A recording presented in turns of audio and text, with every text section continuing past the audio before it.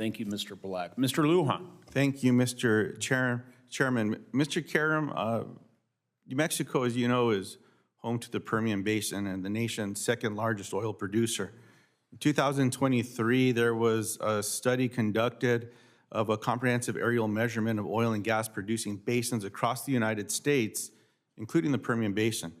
Those surveys found that the Permian Basin oil and gas operation had the highest total emissions observed anywhere in the United States. So even though New Mexico is not the largest producer, they were creating the largest methane plumes. Mr. Caram, yes or no, is leaking methane from pipeline a public safety hazard? It is, yes. We continue to have home explosions and pipeline failures from known leaks that have not been repaired. Yes or no, does leaking methane from pipelines cause environmental harm? Yes, yes, it does. Yes or no, is leaking methane from pipelines a waste of a natural resource into the air?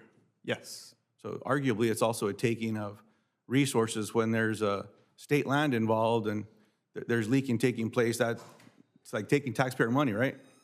Yes. Yes or no, is advanced technology available to detect leaks in pipelines so operators can fix them?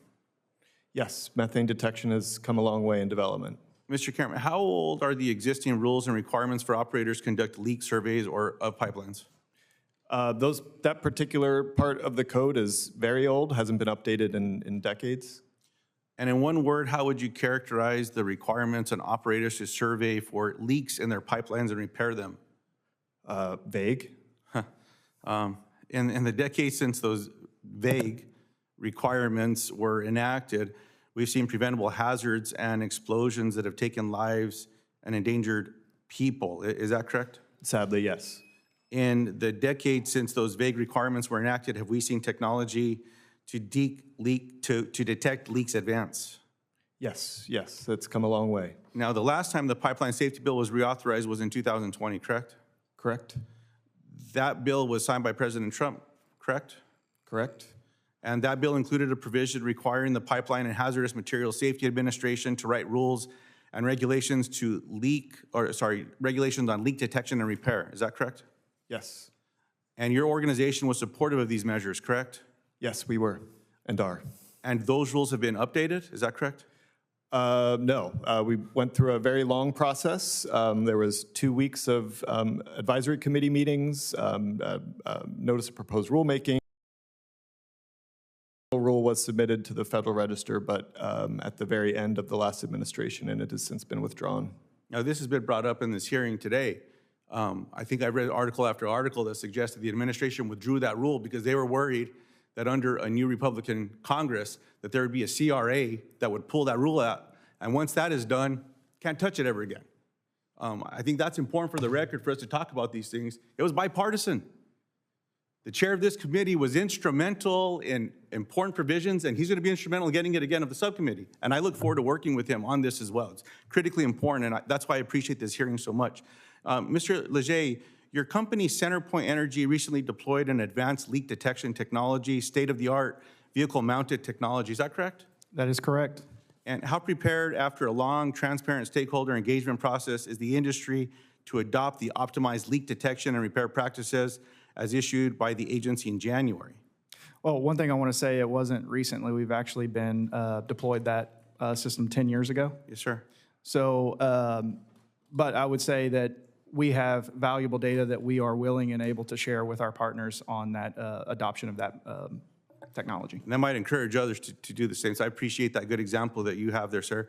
One of the questions that I also have in this area is how we work together. I'm always reminded of how important our word is when we're working on legislation, when we're working on rules, things of that nature. With your responsibility that you're here with today, can I get your commitment to work with me and with this committee to ensure that the industry does not backslide on commitments and agreements to update these rules? Senator, myself, my partner companies across the United States, as well as AGA, are always willing to work with you guys. I will say that collaboration among the utilities is one of the beauties of our industry. I appreciate that very much. Now, since I have a little time left, one question that I have goes back to 2021. Are you all aware that there was a frozen pipes out in Texas in 2021 with gas, Mr. Rourke? Yes. Mr. Yes. Black? Yes or no? Mr. Leger? Yes, sir. Mr. Caram? Is there anything that should be done with weatherization? Because it impacted New Mexico as well. Now, it just didn't get as cold in New Mexico as it did in Texas with that liquid that was still in there. Is there something we could do around weatherization? Mr. Leger? I think you know, the Center Point had a pipe freeze. Yes, absolutely. I will say that our distribution pipe system was not frozen up. We could have delivered the gas, and we did deliver the gas during that time frame. And I would say that if, as my opening comments when I mentioned in Minnesota, it gets very cold, right? Yeah. 60 hours below zero, and we were successfully delivered 1.5 BCF. So yes, we can help. And just, Mr. Chairman, I think this is one area that we might be able to find some commonality as well, understanding that some states, you know, like ERCOT or others, depending Yeah. how those pipelines are done, but look forward to working with you there. You know, and I'll ask our Indiana Steel